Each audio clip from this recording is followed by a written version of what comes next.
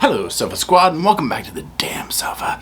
That's the damn sofa, and that's my damn sassy sidekick, Mr. Roscoe P. Coltrane, and my damn name is Paul.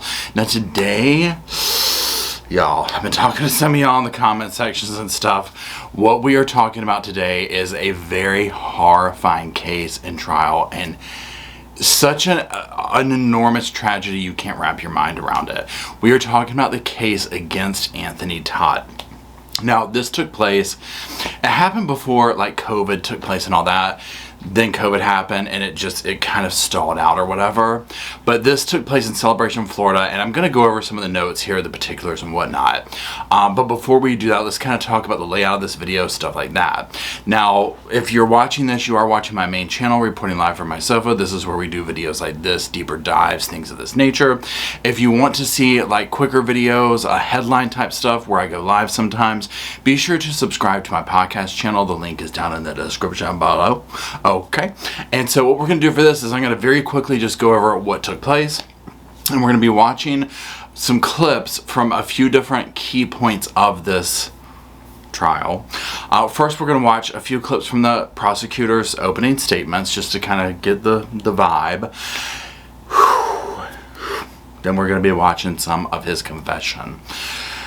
Then, oh my God, you will need your sofa seatbelts for this whole damn video, y'all. Go ahead and get them out. Then we're going to watch his time on the stand. When I was told that he took the stand, I was like, this can't be true.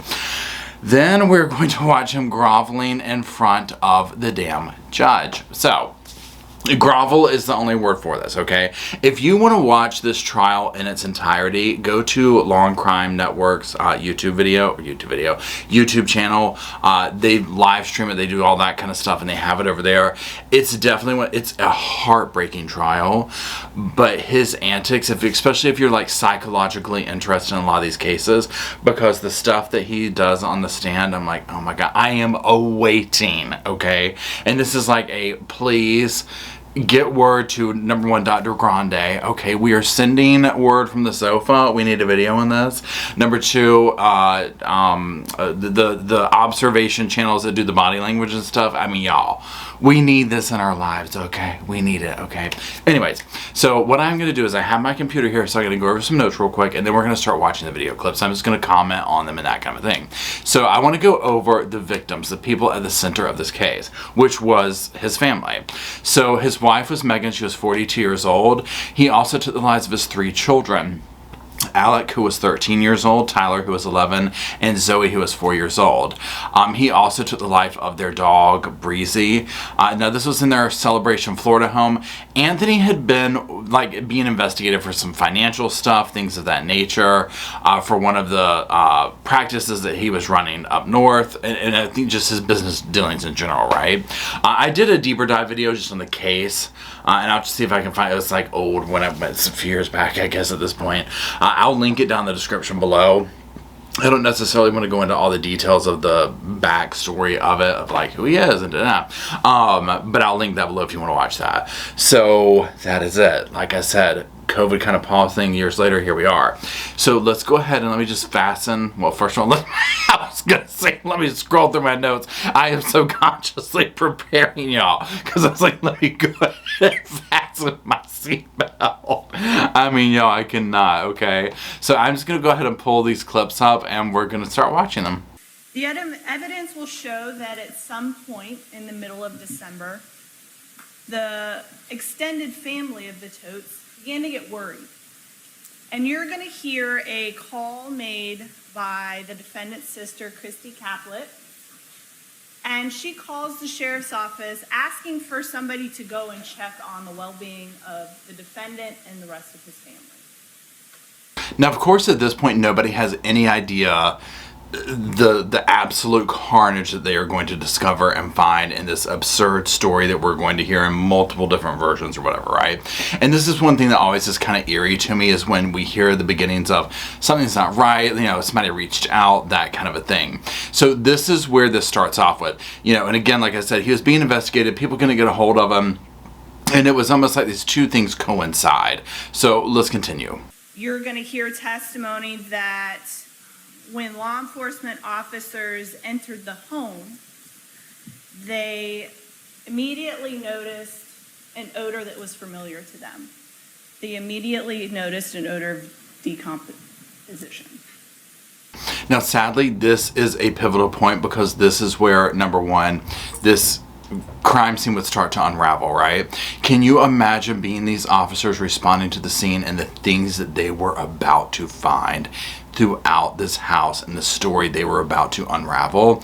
I mean, especially people who have children and things of that nature, they will never get this out of their minds.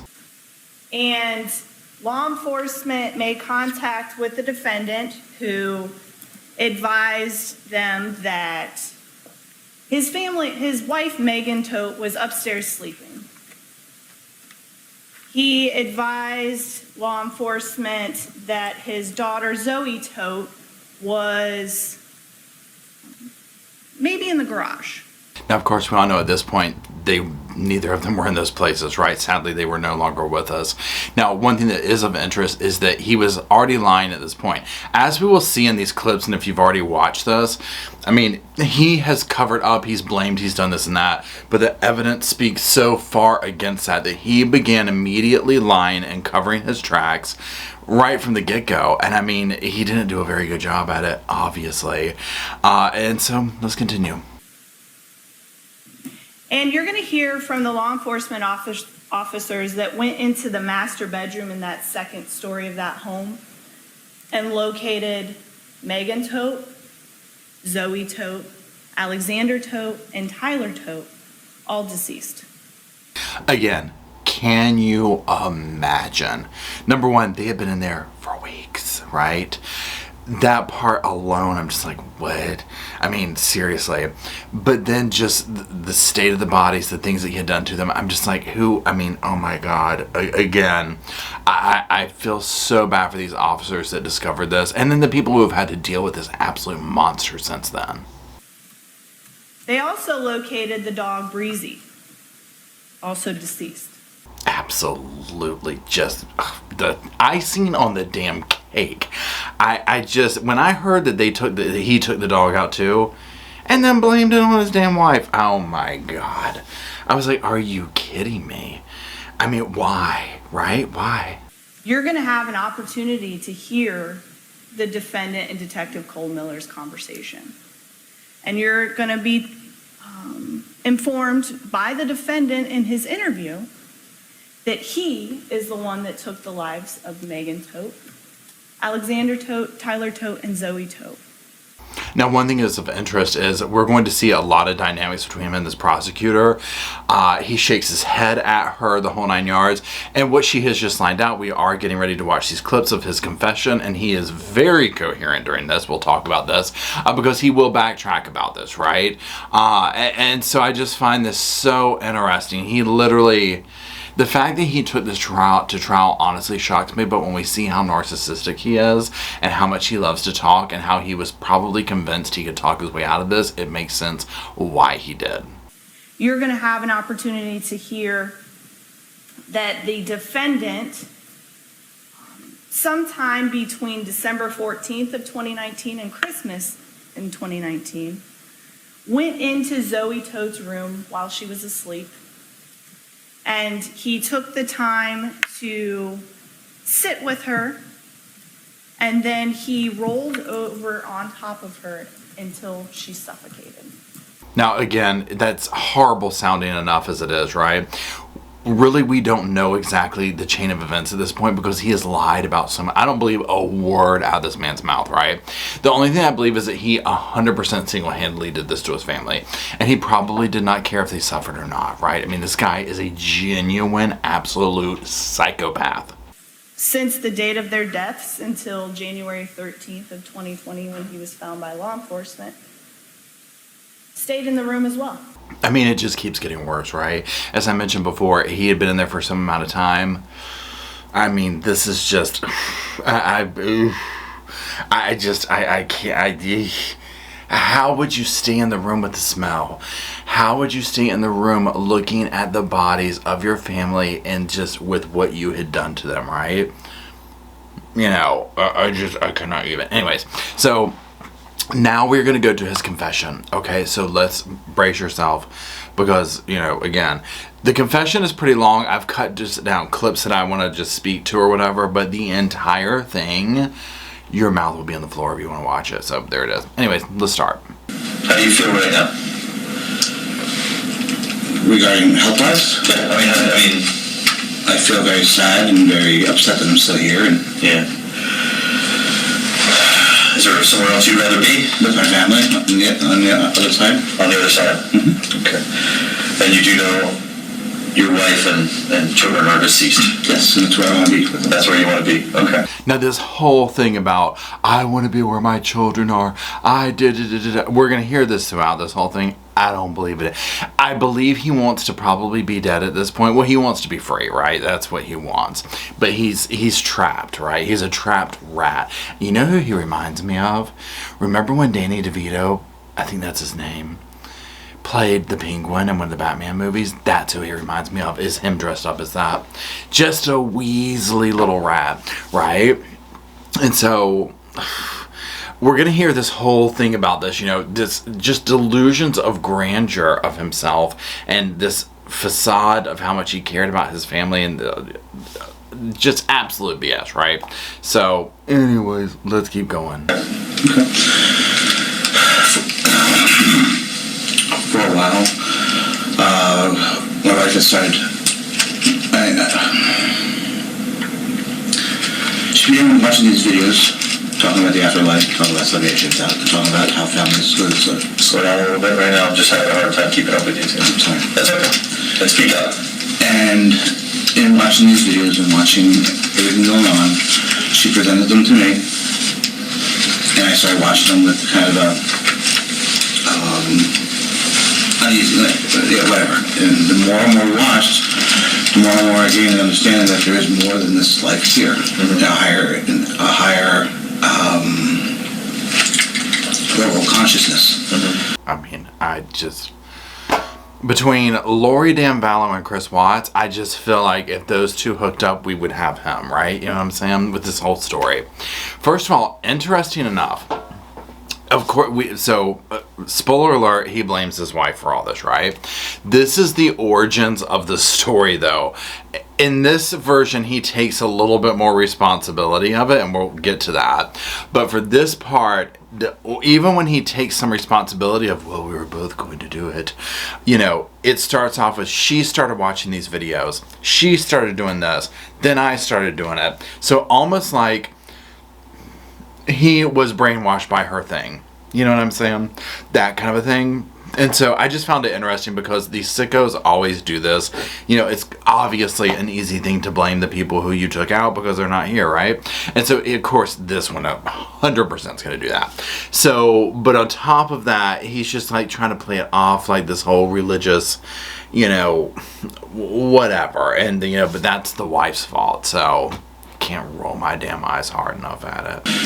And then we started researching, and then we started finding more about the world is coming to the end, the apocalyptic end, and that our families are going to be separated and enslaved, and to avoid this, to all go together. Again, y'all are going to see me roll my damn eyes halfway through this. I literally sat here watching this like, I mean, the cringe gets so bad in this, but it also angers me. This dude, you will hear the word, I've done my research, come out of his mouth so many times over this, y'all. I have never seen somebody do so much research, allegedly, into all this BS that he's making up. And so, oh, well, we did this research and we decided that the world's going to end. To me, what this sounds like is he has been holed up in that house like a little coward that he is, cooking up a story. And this is the first one he came to. Because it sounds like nothing he says sounds remotely true. It's like he's repeating something. And this is just that, yeah, well, we decided this. And so, you know, yeah. And he has that Weasley thing going on. And so anything he says just makes you kind of want to, like, throat punch him. We had sat down and talked with the boys and Zoe just on different things about, you know, death and the way you know, what would happen if mommy died, you know, how would you feel, what happened if daddy died, what would you feel? And because his responses was that we don't want you to die, we want to die with you. Leave you behind, but, you know, what would you do if mommy and daddy died? And we don't want to live without you. We don't want to live without you. In conversation with my wife, we didn't want to live without them either. We wanted to bring a whole family together and make it transverse together. Okay? So we were coming up with different things of how we could do this. We didn't know how we could do this because we're not violent people. Okay? Not violent people at all. Now, a new factor with something like this is him sitting here trying to play it off like the children went along with this. And I'm actually going to switch over here real quick just to remind myself. I'm going over to my notes.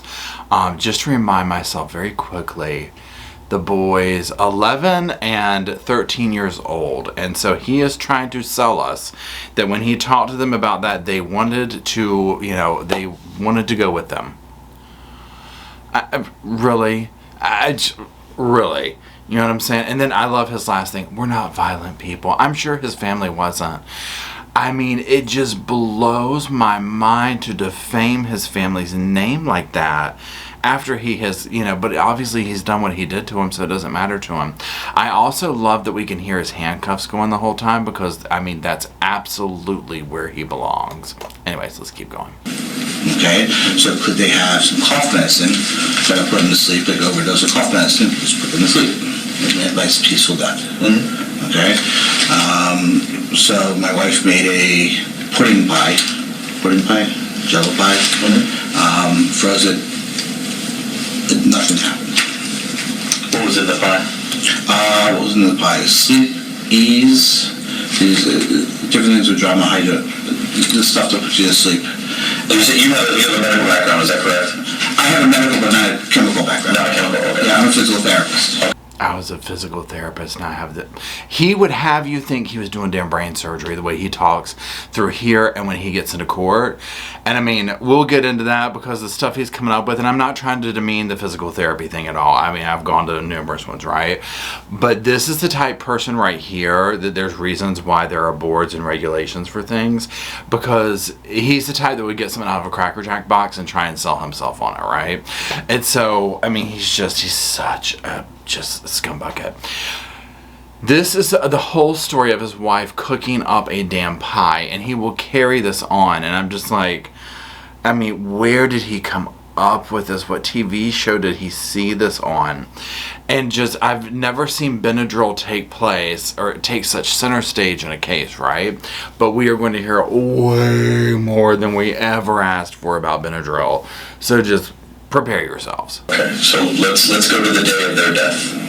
How did this go down? Yes, I'm very curious. Brace yourselves for this, okay? Because this is where you've already seen enough right here, right? So you already know it's not going to get any better. One thing I forgot to say about the last clip, because he did it in the last clip, and we'll see him do this throughout, is when he's asked a question, he'll be like, oh, what was in the pie? He does these little things that are like, I don't know what you call them, the technical term, but it's like when somebody buys that little bit of time to help think of stuff. To me, and again, I'm not, if you've watched me before and know me, I'm not a psychologist or anything like that, right? But he's just so transparent. He's so transparent that he makes things up on the fly, that he thinks of himself as way bigger than he actually is, like, grandiose, that kind of a thing. And so it's just interesting. Pay attention to that as he talks throughout, because you can tell where he'll buy himself time to make stuff up. Woke up at 11:30 at night. We set the alarm for 11:30 at night and got up out of bed. Now, again, keep this in mind because during this confession, it's we. Now, once we get to the later parts and he starts to describe how this, he didn't know what he was talking about and all this type of stuff. Because, again, I have a hard time believing that his wife went along with a plan to set an alarm and get up and bake a damn pudding pie to take the entire family out, right? I'm not buying this. So we walked to the door, Zoe's door, Meg and I hugged and kissed, and pretty much we know what you need to do. Come back at me when we're done. So I went into Zoe's room, and it took me 2 or 3 hours sitting there because it's a tough, but the everlasting salvation and the thought of that everlasting salvation was there, and I needed to save her soul in order to be with us. Megan kept coming in. What's going on? I'm like, it'll be done in a little bit. It'll be done in a little bit. It's getting past that. I'm not.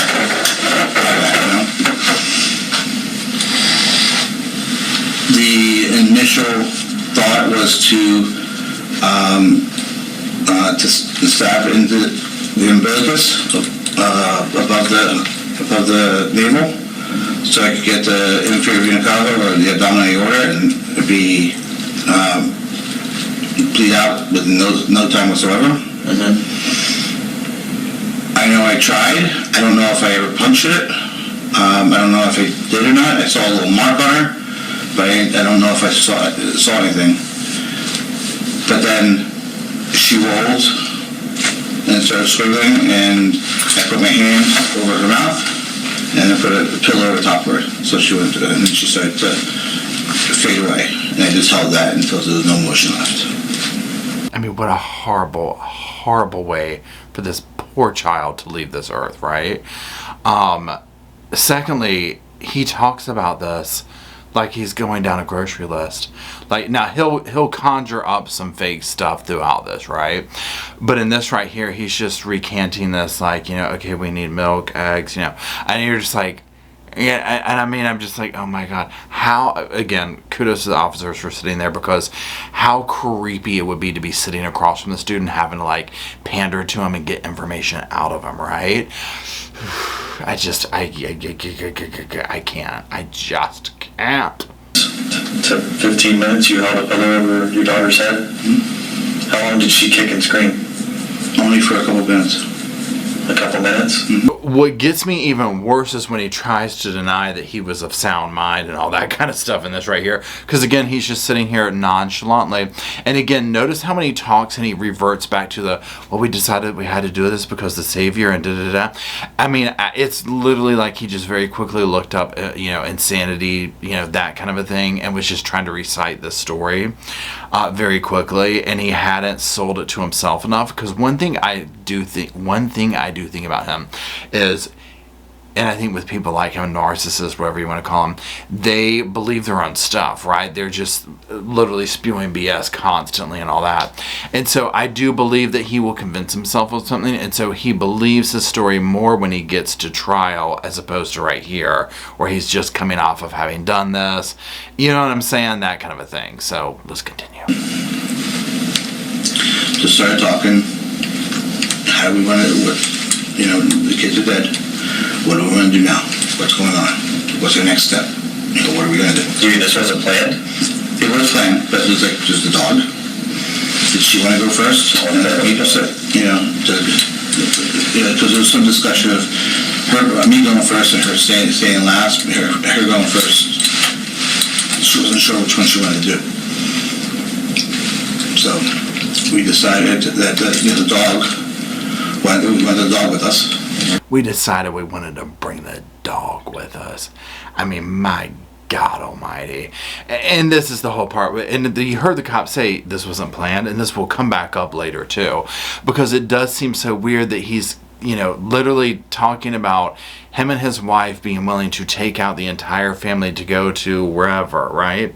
But now they're just winging it, right? Like, oh, we never really decided. It's like, oh, it was planned, but like we didn't really know if you're going to go first or not. Notice with the husbands, or whoever does it, but in this case, the husband, that person always ends up being like, some by hook or crook, it didn't work for them, and they're still here. She had a glass of wine with the stuff. Okay, we were laying there for about 45 minutes. After she stabbed herself, she says, I feel nothing happening. I said, okay, this isn't good. What do you want to do? You know? She said, do we have any Benadryl? I said, we have liquid Benadryl. She goes, let me have that. Let me try some of that. Maybe that'll put me to sleep or let me go sooner. So she was drinking liquid Benadryl. And the way he almost like slurs his speech together or whatever. But I mean, he's going to sit here and try and tell these police officers, looking at him in the damn eye probably, she stabbed herself in the stomach and then sat there and wasn't doing anything. It was like, do we have any Benadryl? Maybe that'll take me out. And I'm like, I mean, again, I'm just like, how did he ever come up with this story and think it was even plausible? That's half of the absolute absurdness of it. I laid there and held her, and we just waited. It seemed like hours went by and nothing else happening. I got up, I wanted to check on our boys and our little one, make sure everything was going okay in the house, everything was okay. Came back and she's sitting up at the edge of the bed. And she's sitting in the room. I'm like, oh, she. So again, here's my whole thing. It's like, and this is what just doesn't even make sense, is, okay, so you're doing this, you're all going to go to wherever, but you're going to get up and go check on the kids who you've already taken out, and then he comes back, she's on the edge of the bed, and I'm like, this story, I mean, come on. I'm just trying to imagine plunging a knife into your stomach and then literally being able to, which maybe that doesn't take you out right away, right? But just this level of, okay, well, I mean, it does not make any sense. And that's where, again, I'll say it 100 times on this video probably, where I'm like, how does he think that this sounds legit? It blows my mind. Right. And she's like, this has got to be done. It's taking too long. This is ridiculous. I'm like, shall we go on, look at different other aspects to do this? How do you want to do this? She goes, I want this ended now. I said, okay, what does that mean?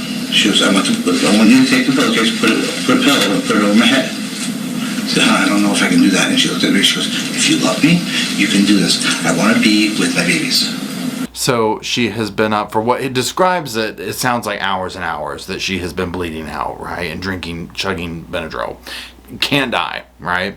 So then she's going to ask him to take her out, which all of a sudden this is, and they'll bring this up again later, I think either on the stand or at someplace else, but hopefully I took that clip out, but if I didn't, we'll talk about it now.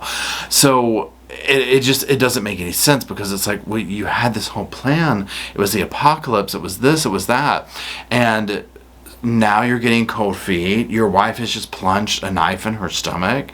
She's begging you to kill her, and now, I don't know if I can do that. You just wiped your children out.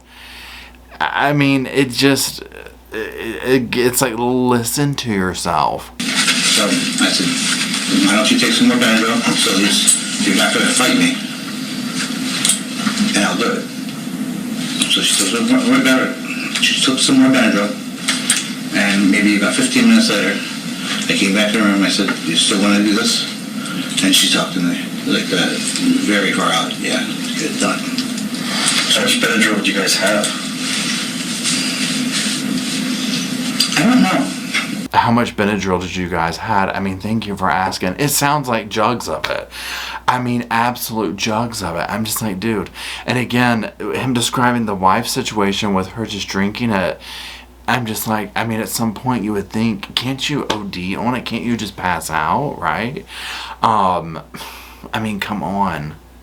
Anyways, let's keep going. House, but I was reading on Quora that you could kill yourself with a pellet gun. Pellet gun? That's what I was reading. It hurt. Where did you shoot yourself? In the liver and the heart. I had 2 wounds. The liver and the heart. The liver the first time. Bled quite a bit. Didn't do anything, but I woke up later on. And we'll have it checked out, but we'll photograph it later. Is the heart still there? I haven't looked at it. I'm so excited. It's been forever. Okay. I mean, y'all, the cop damn near laughed over that one. I'm just like, again, I think he just makes it up. First of all, I've done my research on Quora, for God's sakes. I'm just like, are you serious? Like, that's where, whatever. So he's gonna shoot himself in the liver and the heart with a damn pellet gun. Here's my thing. If you wanted to kill yourself, you would have done so. That's what it comes down to.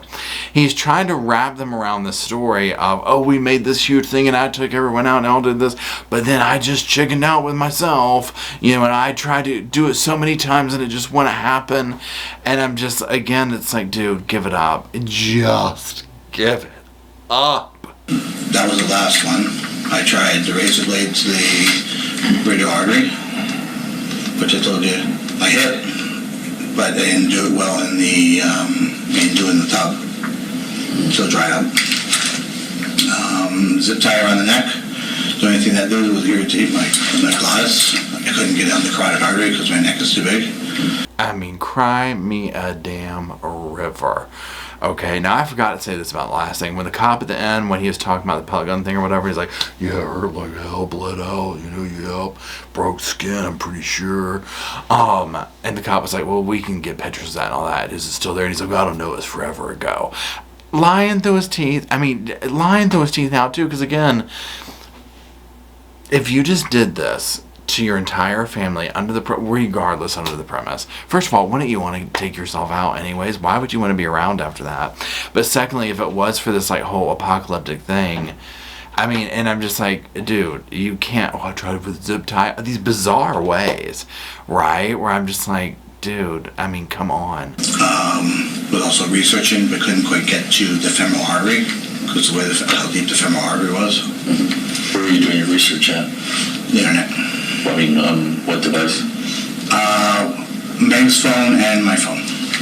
Meg's phone. I mean, I bet the internet searches on there were to just die for. And I'm sure the cops don't believe a damn word he's saying. You know what I'm saying? It's neither do we, right? The fact that he's putting this much out there about the evidence and stuff, and we'll hear later about the researches, and we'll hear later from him where he's like, I was doing research, I was researching to help my wife, because he'll have her out that she was on her deathbed, again, very reminiscent of like the Chad Daybell, think of Tammy and that kind of thing. It's a total personality type. Yeah. Tyler. Great. Okay. You good? My eyes are burning. You need a, Yeah, can I tissue? And there we finally have the tears just gushing. And again, with this dude, I mean, he'll turn the waterworks on in the courtroom. I'm just like, why cry now? Why cry now? You know what I'm saying? Because I can assure you he probably didn't do any crying when he was taking those poor children out. It's been some time. We weren't found, or we didn't get there till Monday, which would have been the 12th, maybe 13th. What were you doing during this time frame? We're talking over 2 weeks. Trying to kill myself. Were you leaving the home? Were you going over to the other place in Georgetown or whatever it is? I went over to the other place once because my daughter really, really, really wanted her Mickey Mouse necklace. So I went up into the condo to see if I could get the Mickey Mouse necklace to find it in the jewelry box. Now this is the part where it just gets, the police, it's like you're sitting across from a man who has stayed in a home with his dead family for a couple of weeks. Now, this whole thing of coming and going and all this kind of stuff, and I went to go get my daughter's necklace and da-da-da. Again, he's gathering the information that they're putting out there and probably learning like, oh, I did this, and this is the excuse. I mean, he's just, again, flying off the seat of his pants. That's, at least in my opinion. Notes or journals or anything like that? We left a note trying to explain what we did. You guys signed that? No, we just typed it up and printed it. It was already printed? Was it printed when Megan was still alive? No, I printed it after Megan was alive. We wrote it up together, and I just didn't print it beforehand. Did you print that off of which? Now, again, this one right here, and that flimsy excuse gets even worse. Wait till we get to the his time in the stand, because that story gets even worse off. And if you look at his body language during that, where he'll say something, these nervous tics that he's doing, I mean, he's just trying to see if they believe it or not, right? Because, I mean, any normal person would listen to that and say, so you and Megan wrote a letter, and you didn't write it, I'm sorry, you typed it together, but you didn't print it until she was gone, so you didn't sign it. There's no proof that she was in on this whole sordid little tale. Gotcha. I'm not discrediting you, I'm not saying that you're a bad person or anything like that, but there's just some things that I don't believe. Well, aim, damn, and officer. I mean, thank the Lord. We already knew he felt that, right? But they have to, go through their things, whatever, coax some information out of him. And this, let me tell you what, Anthony likes to talk, okay? You're going to see, he likes to talk, he loves to grovel. So let's just let him do that. If you had such a method and you've done your research over this time, I don't understand how you get to the killing of the children and then you and her have to take some time to see like, okay, what's going to happen here? Am I going to go first? Are you going to go first? It just seems like to me that you guys would have a set regimen, like, okay, before sunup, the children have to be gone. The next day, we're going to console each other, do this. Then you go first, then I go, and here's how I'm going to go. Now, you've already said that you chickened out, but it seems like to me that you would have already had a plan. Like, you would have said, okay, well, here, I'm going to use this knife, or I'm going to use this gun or something. It seems like that just doesn't make sense to me. Remember how I was saying earlier where I was like, somebody talks about it, so this is what I'm talking about. And again, this is logical. This is common sense. And it's nice to hear it in the scope of this story we've been hearing, right? Just to hear just basic math, 1 + 1 = 2. Because what Anthony's been serving as 1 + 1 = 2,052 divided by 20 = 19 plus, it's just absolute nonsense. So some of this stuff is for the family. Okay, both sides. Why was Tyler saying he wasn't returning to school this semester? He might not have been returning to school his school that semester because he might have been going to Montessori school. Montessori school. Yeah, he might have been going to a different school. Okay. Now what we're seeing here is the officer asking some questions that came from the family and whatnot. Again, imagine being the family member of any of these victims of him, whoever, and learning about this horrifying crime and the questions you would have, right? And just seeing Anthony through this, I'm just like, I mean, would you even ever know any amount of truth from this man, whether you were his mother, his sister, his lover, his brother, you know what I'm saying? It's like everything, it seems to be a lie coming from his mouth. Why was Megan telling people you guys were coming up for Christmas? And I don't know if that's in person or if that was via text. If that was you telling people via text, then let me know. Or No, we had never said we were coming up for Christmas. Meg never told anybody? Not to my knowledge. For Christmas, I think it was to sit down here. All right. See, another thing that's really makes this another hard pill to swallow is the fact that, well, you've decided that it's, the world's going to end all this, but there's all this other stuff going on that's like, well, then why do you have plans for the future? And I don't know if we'll come across this or not, but at one point, with those weeks that he was there, he talks about, well, unfortunately, I'm always going to McDonald's. I mean, I know it's bad. And you're like, it's like the least of your worries. But it's also like, but you're trying to kill yourself, so why are you even eating? You know what I'm saying? It's like, well, I was trying to get strength up to try and do it again. Yeah. And I'm just like, this, again, he just, very bad liar. Very bad. And this is more or less for me, too. I mean, this is something that they bring up, but were the children really that receptive to it?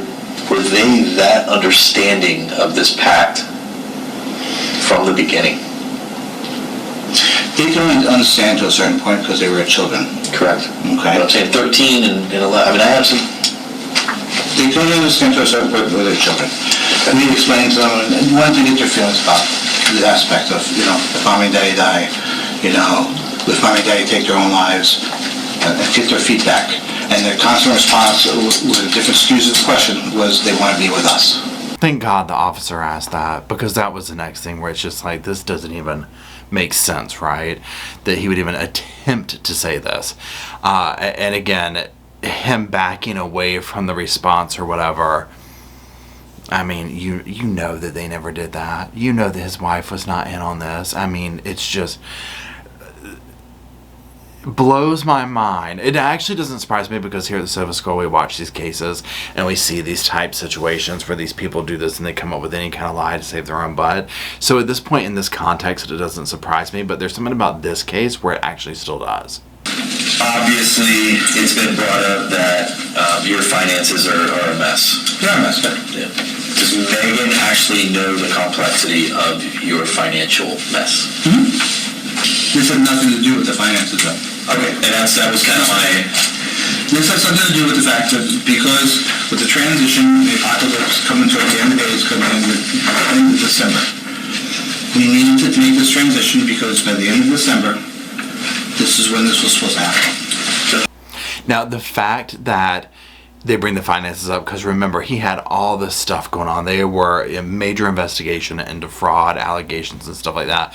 And I mean, you can see this guy there's no telling all the illegal activity he's participated in during his lifetime, right? Fraud, that kind of stuff. I mean, he's just a shiesty Weasley kind of a dude, right?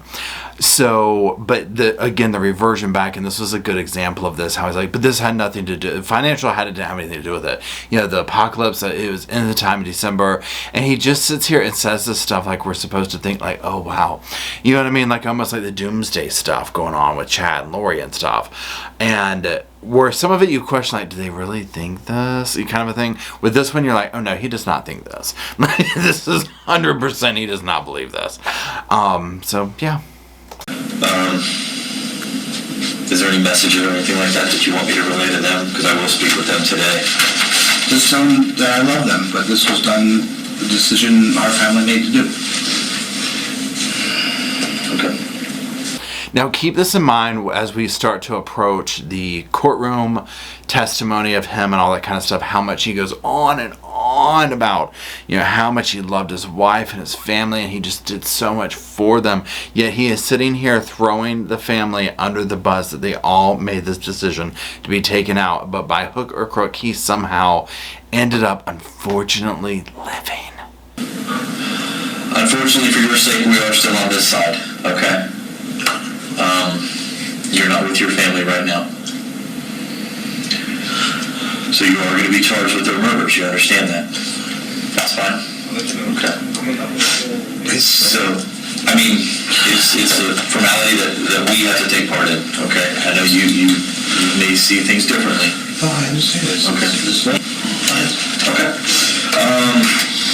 Now I think he's really crying here because he probably honestly thought that he was going to talk his way out of it. He was probably legitimately surprised that they didn't believe the story, right? Because as we get into what we're about to start watching, this man loves to listen to himself talk. And as a matter of fact, we're going to go ahead and start looking at some of the clips from his courtroom testimony.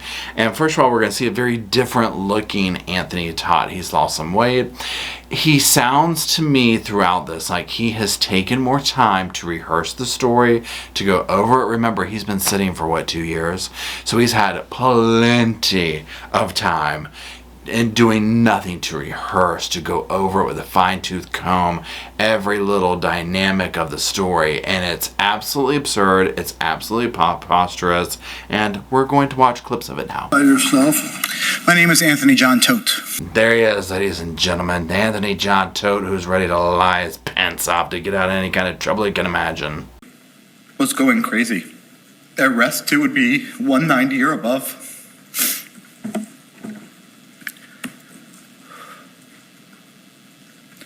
EKGs, all that kind of stuff. Saw her throwing. I mean, y'all, I cannot with this. I've watched this part of it numerous times, just watching it, you know, to go over it, to make this video, that kind of stuff. So this in particular right here, they're asking about the health issues his wife had, right? So remember, we've gone from the confession of this was like an apocalyptic type thing and all this type stuff, to now we're pivoting it towards like long-term pain and, you know, all this health stuff going on and yada, yada, yada. So just keep that in mind. Now you saw the fake tears and all that. Now he does conjure up wetness from his eyes, right? But this does not mean anything. Mr. Todt, have you, what medical training have you received in conjunction with the physical therapy?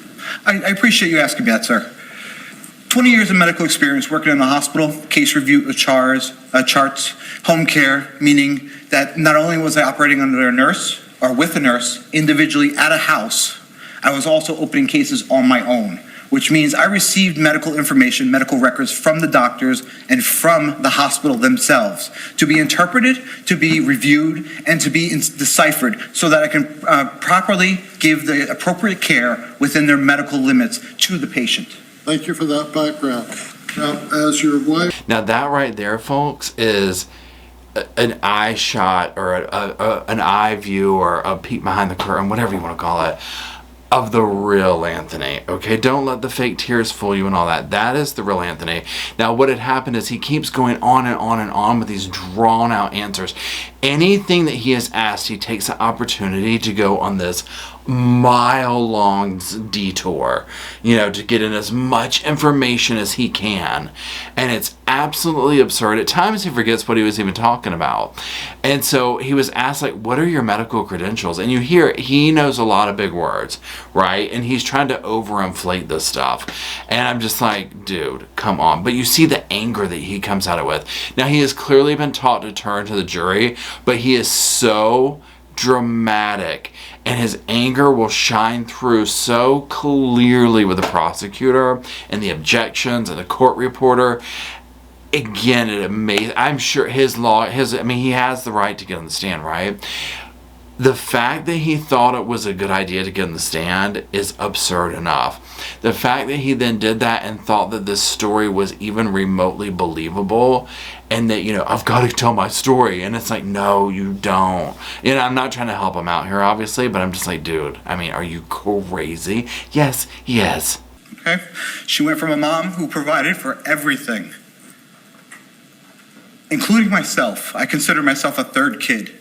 Okay? Well, that ain't the damn truth. Now, I love he sits here and cries and moans over her and, oh, this and that, and oh, she's so wonderful. And I'm sitting here and I'm like, but you had no problem taking her out. Had no problem wiping your whole damn family out, along with Breezy. I was very close with her father. He was one of my good friends. One of the few males I trusted. Please. And maybe that's true or whatever, but again, it's just this sob story, and just any chance he can just to lay it on as thick as he possibly can. I bet the jury was, if I was the jury and on there and he was talking to me from the stand, I would have been unsettled. He makes my skin crawl watching him on the computer, right? So to be in person and have him come at you that way, I would have been like, get him away from me. Sage the damn courtroom. And then after that, I was like, I want to get you help. I'll take responsibility for this. Just get help. That's all I wanted. Now, here we're seeing him describing to the courtroom, to the jury, what he was telling his wife after he learned what she did to the children. So, I will take responsibility for this. And this is going to be a key thing to him, trying to play this off. I told her I would take responsibility. She was my pride and joy. I said I would do it. And I'm just like, yeah. Things that never happened for 200 Alex. I didn't care. Objection, not responsive to the narrative. I cannot even with his turns. Y'all, he turned around and slapped his Louis bag on that desk and was like, I want the damn manager, okay? And he gets more dramatic about this.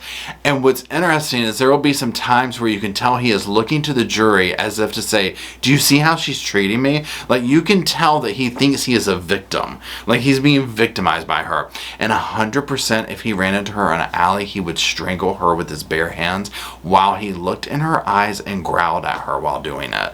Okay, that is the kind of vicious monster that he is. It would probably violate her body after she was dead. Okay, that's what you're dealing with here. That is a level of depravity from this man. He is scary and he is disgusting. What was the occurrence that made that day memorable? I came home and my kids were dead. And that little pouty face he does right there, that I'm just like, ugh. It's, ugh, And so now, but we also see the story progresses. I came home and my kids were dead. This is completely changed, right? The apocalypse, those were just jokes. That didn't happen. I don't remember it. I lost time.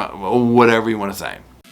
Had there been a blueberry pie that was cooked in the house? According to what she told me. Here's the damn blueberry pie again. Y'all, this one right here, oh my God. And again, according to what she told me, and I'm just like, where did he come up with this? Have we discovered this yet? Have we found the movie plot for this? Right? Because this came from somewhere. Now, whether he made it himself, because I can't remember right now off the top of my head, and I don't want to search it up or whatever, but I feel like, did he actually try and make a pie and eat the stuff or whatever? Because now this is sounding familiar to me. I don't know. Drop it in the comments if you know. I probably would have Googled it by then anyway, but drop it anyways if you want to. When I came home that morning, I knew my family the night before was having dessert, and I declined it because you saw my health. I was jogging and losing weight. I came home that morning, and there was a melted purple, looked like a pudding pie. I can't really tell you exactly what it was. She told me what it was later, but it was in a graham cracker crust. And the kitchen, it was my job to clean the kitchen. But when I came home, that purple, bluish, grapish, melted pie, I guess you want to say, the pie dish was sitting there on the counter. I mean, my God, all those poorly descriptive words to describe this damn pie. He should have teamed up with Chad Daybell to write a damn book. I mean, my God. Just like, but see, now this is another good example. Number one, how he just turned to the jury. It's like damn Norman Bates turning around in that damn rocking chair wearing his, mother's clothes. Then there's also this. So he turns to them, talking about this damn pie. This is a prime example of how he slides information in. It was my job to clean the kitchen. Nobody asked that. I mean, nobody cares. You know what I'm saying? Like, just get on with it. Now, again, I understand that in situations like this, that the, what is it? His lawyer is getting up there to prop him up for these questions so he can tell a story, right? So, I mean, this is that part of it. And we will see this turn on a dime when the prosecutor gets up there. But for now, let's keep reviewing this absolute you-know-what show. Where on the 15th, Cole Miller and another investigator in a tiny room talked to you at length. Did you have an agenda for that discussion? I don't even remember that day. Last thing I remember was falling down the stairs and smacking my head on the stairs, which resulted in a fracture of my neck. And there you go, folks. There you go. There's the bing, bing, bing moment of there. He doesn't even remember that day of the confession. The last thing he remembers is falling down the stairs and breaking his neck. He's lucky he's not in a wheelchair. And just waking up in jail. That's what he will say. And I'm just like, are you kidding me? I mean, again, here's the thing. With people like him, when they're cornered on some things, he can't get out of the confession. It's so clear that he was of sound mind. We know he was lying and making that up there too, but he admitted to so much in that, right? And it's clear that, I mean, they ask him at the end of the damn thing, are you on anything? Are you on this and that? No. I mean, it's just, he knew exactly what he was doing, right? And so that's all you can do is say, I don't remember. And that's, of course, that's what he's going to do. He's a coward. But I can tell you, throughout my relationship with my wife, especially after she got sick, I would put myself as a forefront and take responsibility and protect my wife. And there you go again. So he's lining everything up. I would take responsibility. I would put myself at the forefront. Can you imagine being married to that man for 1 second?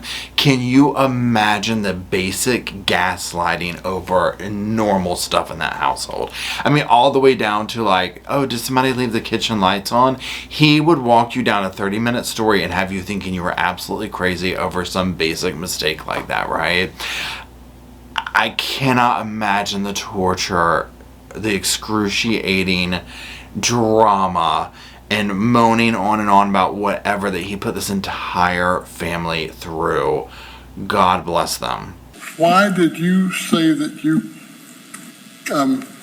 performed the incisions on the bellies of the children? It goes back to the aspect is I was covering for my wife. Again, he's just going to blame her for everything.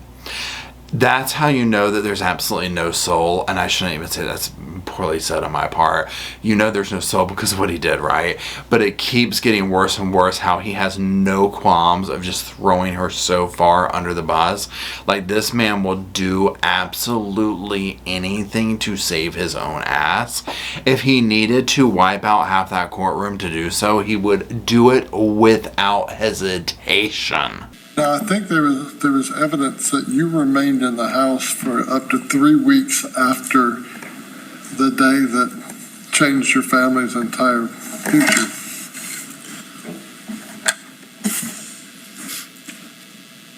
During that time, how many attempts did you make to take your own life? I would have to go through them to count, because in my head I can't count them. Do you mind if I tell you? I mean, you know that prosecutor is rolling her eyes, because I certainly was. The dramatics, you know, and he's sitting there acting like he didn't even think that up. There's so many times I couldn't count them. Can I tell you? And I'm just like, who? I mean, it's just absurd. I mean, the judge had to have been like, what have I done to deserve this? It bordered on, is this a candid camera show? I mean, that's how absolutely insane and disrespectful this guy is. I mean, look, this is what I'm doing. Okay, so I didn't even know I'm doing it. This is how I watched it today, like with my hands over my mouth. That is I'm embarrassed for them. Look, right? I'm doing it now because I'm like, it's so painful. In the crime scene photographs that were shown to the jury, there was a Huffy bicycle in a box. Yeah. And were you prepared to assemble that bike? God, my babies. Don't cry now. Don't cry now, right? This is like the performance of a lifetime for him, okay? I mean, he's putting it all out there, right? The fact that he can get up there and conjure this up and try and sell it to people, I'm just like, dude. And again, it's a performance of his lifetime. He has no anything in him, right? Because I'm just like, have some at least a little bit of self-respect. Know that no one's going to take that serious. But I mean, to him, what has he got to lose? His freedom, right? Or, you know, something. He's wanting to get away with as much as he can. And so that's what he's doing. But it's absolutely infuriating to watch. Mr. Todt, did you kill your family? No. Well, I guess case closed. We can all go home. Mr. Todt said he didn't do it. I mean, right. Now wait till we see when he gets up there with the judge. It's even worse. It's even worse. But before we get to the judge, it's going to be his time to deal with the prosecutor. Now, what shocks me about these psychopaths when they decide to take the stand is they know they have to go up against, you know, being cross-examined. You will see an absolute turn on a dime like that. This man literally went from weeping and all of this stuff to an instant turn to anger, defensiveness, and just that alone is why I'm like, why would you want the jury to see that? They see the anger. They see all of this. Why would you allow them to see that? But in his world, I don't think that these kind of people understand how they come off, right? So let's see how he comes off. In December of 2019, what was Megan's medical conditions? Megan's medical conditions consisted of neck pain, back pain, hypothyroidism, Lyme disease, heart rate issues, breathing issues. So you see right there, boom, boom, boom, boom, boom. I mean, he hates this woman. And again, God forbid he ever escaped. He'd be the type to go to her house and find her. I mean, you 100% know it. He's probably sent her hate mail, right? I mean, he's that crazy. Okay, so what kind of work did you do for Megan? Did myofascial release, craniosacral, any type of relaxations that... My apologies, ma'am. Now, first of all, I have a feeling that I'm not obviously a medical doctor, but I have a feeling if I looked up these things that he's talking about, it would be like a head massage. You know what I'm saying? Like he's like getting a big word for like, I ran my fingers through her hair, you know, that type thing. But then look again at that bizarre like anger that comes through with the court reporter where he's like, you know, and I'm just like, oh my God. It's again, why would you want the jury to see that? It blows my mind. But I mean, obviously he cannot control his emotions, right? Please, Dr. Grande, we need you in these times. Were the doors to the library open or closed? Don't know, didn't see him. Is the library not close to the stairs? The library is past the stairs, that's correct. But when you have to pee, you have to pee. Well, you're standing at the bottom of the stairs looking up at Megan at the stairs. You can't see the doors to the library? Ma'am, can you see that gentleman back there?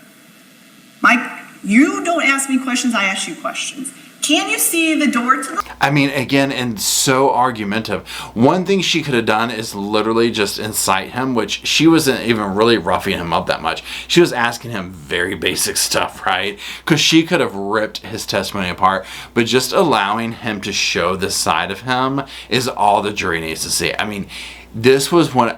There was no way he was ever going to walk from this, right? He's so obviously guilty. But this just showed the jury, thank God, and the judge how insanely dangerous this man truly is, right? Like, he never needs to see the light of day. That I don't recall, ma'am. I'm sorry. Why did you go to Zoe's room? Because she said she said the kids were dead. And Zoe was my little angel. That's the first one I went to. He looks like an angry little 5-year-old because you said the kid was dead and she's my little angel. And I'm just like, because first of all, I'm saying it that way because we know he's lying, right? He's making all this up. And so he's saying it this way where he's like feigning this anger towards her, you know, and it's again that delusion where it's like, dude, I mean, I get he's trying to play it off like he didn't do it, but he did. And so I can't wrap my mind around how he is able to come at her in a public hemisphere that he's in and not see how that is completely not the way to do this. How long, what do you do? What do you do? Well, we skipped over quite a bit there. I don't know if you want to go through everything or not. What did you do after Megan died? What did I do? I yelled out the window to see if anybody was around to help. There was some weird sound coming from her mouth. Okay, a few things going on in this clip. Number one, so the prosecutor starts getting into the whole dynamic of, so you come in, the children are dead, Megan's there, she explains what's going on, all this stuff is happening, you know, why didn't you call for help, why didn't you do this? Oh, well, Megan hid all the phones, his phone he thought was charged, but it wasn't. I mean, the story goes on and on and on. It is the most convoluted story you have ever heard in your life. And so what's interesting, again, here is this just being argumentative with the prosecutor. And I'm like, dude, zip it. The fact that, again, imagine an everyday basic argument with this man if you were married to him. I mean, can you imagine? Imagine him going to, I mean, fill in the blank, the grocery store, you know, Kohl's, whatever, having a coupon that's expired. You 100% know he would freak out, call the manager, and still want to use the damn expired coupon, right? 100%. And would be filming it to put on social media thinking he did something. You know what I'm saying? Like one of those types. What do you do after Megan dies? Like I said, I yell out the front window of our bedroom for anybody. Help, 202, please. I don't know where the phone's... I mean, it's so cringy. It's so cringy, the fact that he just thinks that... How did... I cannot. I just cannot, y'all. Oh my God, it gets to me. How would you even think that this story makes sense? Somebody make it make sense, please. Please in the comment section. Somebody make it make sense. Then there's the whole thing of, why in the hell did you stay in the house for like 3 weeks? I mean, there's just like literally no excuse. Now at one point he'd be like, well, you know, there's neighbors with a lot of snowbirds and all this. I'm just like, and maybe he had another motive. Like, part of me is like, well, maybe he's wanting to get up there and blame it on her so he doesn't get killed in prison. I mean, I'm trying to like come up with stuff here because there's literally just what he's getting up there and saying makes no sense why he would think it would work. The initial note was the one I didn't print out. The note I found in my pocket after, which is the note Meg printed out, that I found in my pocket after I urinated myself in the garage after one hallucination and drank what I thought was coffee, but I'm pretty sure it was motor oil. I went into the house, stripping, and found the note in my pocket. Which note? The note Megan had left. What was on that note?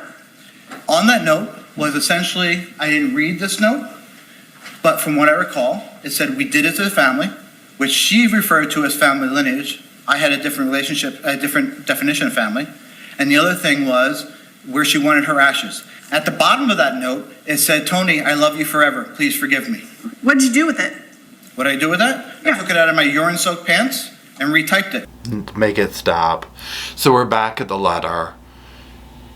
First of all, he has to say urine-soaked pants numerous times. Again, look at how much he takes every opportunity to make everything 10 times worse than it is.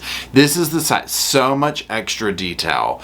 Well, then I was in the car, I was out in the garage, and I thought I drank coffee, but it was motor oil for my urine-soaked pants. You know, and then it's like, notice what he says. What did it say? I didn't read it. But then he says he retyped it. You know, and so her confession letter he didn't really read, but he saw what it said, but then it was soaked in urine and all this stuff, so he retyped it for her. Now remember back earlier where he said that they typed this letter up on the computer together, but he didn't print it until after she was dead. So this, all of this now is just, you know, how do you even come up with it? And you saw how his body language a couple of times where it's like, yeah, I showed her. He's so much more concerned with verbally arguing with her. That's why, I mean, again, this is just me kind of just dissecting it. It's like he's so much more concerned with verbally arguing in the moment, that he has no concept that what he's arguing about doesn't make any sense if you scratch beneath the surface of it. Damn, don't even need to scratch beneath the surface of it. I mean, just listening to it, right? So let's keep going. So you actually, the note that was left on the green chair is something that you actually authored. I actually edited it. That's correct. Okay. And you printed it out That's correct. and you left it on the green chair. Actually, I gave it to my mother who was sitting in the green chair for her to read. Your mother was there? Oh, my mother was there. My father-in-law that died in 2002. My aunt that died in 2013. Quite a few people were there. I mean, take him out back and just save the taxpayers' money. You can't make this stuff up. And notice the levels of manipulation. So you type the letter. Yep, right, I edited it. And it's like, no, I didn't say that. You know what I mean? But he does this throughout this whole time with this prosecutor, where he puts words in her mouth and switches things around and all that. And then again, he has to slide this in. Well, actually, I gave it to my mother. You know, and he gets so upset about that. Your mother was there? Well, yeah, she did a lot of the people. You know, and you're just like, at that point I was like, this one smoked. Haul her off. Throw the whole damn thing away. The jury, not the jury box, but the damn thing she's in a podium, whatever, the chair, whole damn thing throw it away. Now, as you can imagine, it didn't end well. Okay, spoiler alert. Okay, guilty. I mean, it's just, y'all, if this one had walked, I would have been done. Okay, I would have been done. Oh my God. So this did not bode well, but also he didn't leave his shenanigans there. He took the chance during sentencing to continue to grovel and to continue to tell this BS story. Let's listen to what he had to say to the judge. I maintain my innocence. I provided for my wife, did everything I could for my wife. She was progressively sick over the years. There were days which were worse, days which were better. She was kept on a pedestal from me. My kids, I did everything for them. The weight gain, Ms. Kopko has said, was because I negated myself. 2 to 3 hours of sleep a night because I would be treating my wife, doing for my wife, flying back and forth. So again, he's innocent, his wife did this, but also look at how he also pivots himself as a victim. The weight gain is because I was taking care of her. To sit there and say that he put her and the children on a pedestal and put them first, knowing full well what he did to them, and then sat in that house for 3 weeks with their decomposing body, absolutely horrifies and disgusts me. There's absolutely no excuse. This is one of the sorriest human beings I have ever seen in my life. I love my wife. I love my children. I was not there the night my children died. The kids and my wife woke up.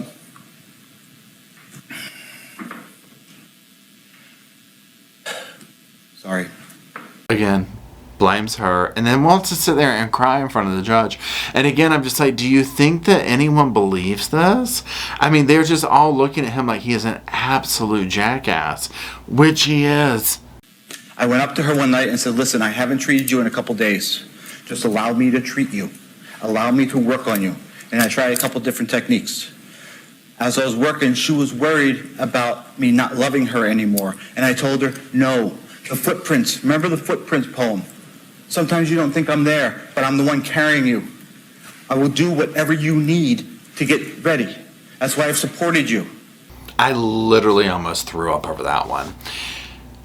First of all, you know she probably had to beg him to help to get any kind of treatment or whatever he's going on about, right? Secondly, the footprints poem. Dude, no. Just no. That is the most absurd line of BS I have ever heard in my life. I cannot. And the fact that he's going to sit there and pretend to grovel and cry in front of this judge. You know the judge had to have gone and, like, if he drinks, he had to have had, like, a stiff one after this, right? And been like, woo! Glad we're done. I couldn't sleep. I went downstairs. Okay? Judge Carson doesn't have the authority to overturn the judge. No, I understand, but I need to let him know that everything was okay when she woke up the next morning. I kept the kids outside to keep her nice and stress-free. It is a sad day when your damn lawyer has to get up talking about the judge doesn't have the authority to overrule the jury. And him, I've got to tell my story. And it's like, dude, the story is not helping you. Okay? The story has not helped you at all. It's making it worse. Okay? It's just making it worse. I mean, come on. It was nothing but a homeschooling project that made my wife happy because we were talking about Egyptian pharaoh and pyramids. That's all we were talking about and what they bring in the afterlife. This is not helping you from this progress on, so I encourage you to. I'm sorry. I love my wife. I love my kids. They were first and foremost in my life.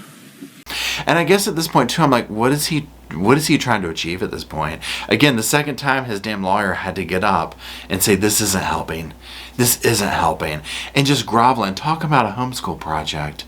I mean, it's just, what does he think is going on? And I guess part of it is he truly thinks he can talk his way out of it. I think he is completely shocked that he cannot talk his way out of this.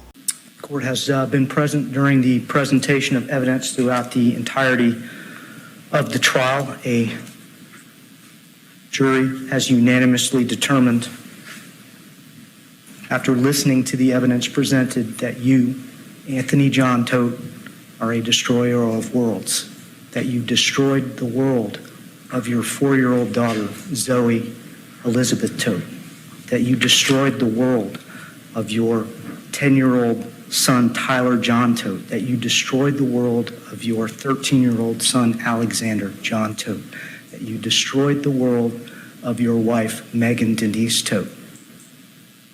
The jury has unanimously determined that you murdered each of them with premeditation based on the evidence presented in this room. A destroyer of worlds. That's absolutely a perfect title for this man, because that's what he is. He destroyed the lives of his entire family and then countless other people who have survived but have to live with the loss of their loved one, and obviously the victimization that he's done of people who have had to work on the scene and all that kind of stuff. This man is an absolute cesspool. As to count 2, for the premeditated murder of your son, Alexander John Todt, you are sentenced to life in prison without the possibility of parole. As to count 3. Now he will get these sentences for each of the victims in this crime. He will not get that level of a sentence for Breezy, but he did, I think it's like a year in county jail or something. And notice that the sentences were all consecutive. He does not deserve to ever be free. This man is absolutely insane. He has probably made so many people in his lifetime suffer when he was on the outside before, obviously, this carnage took place. I cannot even get over this. This is one of those cases, like I said, or one of the trials that is very interesting to watch psychologically, but as you've seen from the sampling that I've shown you, it is pretty much infuriating. So trigger warning, it is you will hear some very gruesome details if you watch the whole thing. But again, if you are interested in the psychology of it, that kind of thing, I definitely suggest watching this one. You can catch the whole thing over at Law and Crime Network. And so that's it. This is the horrifying case against Anthony Todt. My heart goes out to the victims and everyone that he victimized in this. And yeah, so thank you for sitting through the video with me, and I really appreciate it. And as always, thank you to the Sofa Squad for making this such an amazing community for us to all come together. I really appreciate everyone out there for participating. If you like the video, give it a like, a thumbs up, subscribe. Again, make sure you're subscribed to my other channels as well. All that kind of stuff's down below. And that's it. So until Roscoe, who is still back there, let's see. He's just sound asleep. You might not be able to see him. But he is going to be waiting there for the next time we all gather around that old damn sofa. And so until then, y'all take care, and whoopsh, we'll see you soon.